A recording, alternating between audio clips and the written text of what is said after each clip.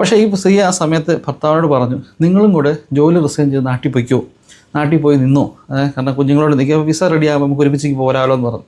പക്ഷെ അദ്ദേഹം അതിന് സമ്മതിച്ചില്ല. അദ്ദേഹം പറഞ്ഞില്ല, ഞാൻ കുറച്ചുകൂടെ എനിക്കൊരു പ്രോജക്റ്റ് തീരാനുണ്ട്, അത് തീർന്നിട്ട് ഞാൻ പോകാം എന്നുള്ള ധാരണയിൽ നിന്നു.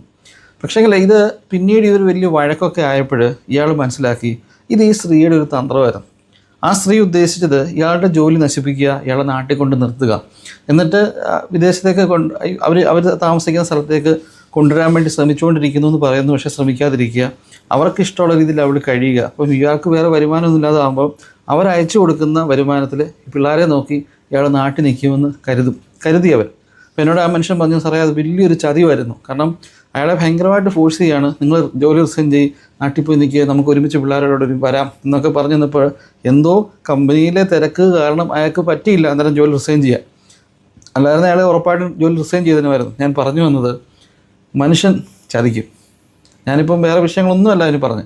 മനുഷ്യൻ്റെ ഭാഗത്തുനിന്ന് എപ്പോൾ വേണമെങ്കിൽ ചതി വരും. നിങ്ങളുടെ കയ്യിലെ വരുമാനം നിങ്ങളായിട്ട് നശിപ്പിക്കരുത്.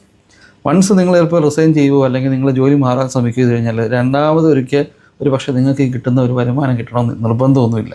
അപ്പം മനുഷ്യൻ്റെ ഭാഗത്തുനിന്ന് പല രീതിയിലുള്ള ചതികൾ വരാം. പല ആൾക്കാരും ഇങ്ങനെ വലിയ ജീവിത സ്വപ്നം കണ്ട് ഉള്ള ജോലി കളഞ്ഞ് പോകുന്നുണ്ട്. ശ്രമിക്കുക, ശ്രദ്ധിക്കുക. Thank you.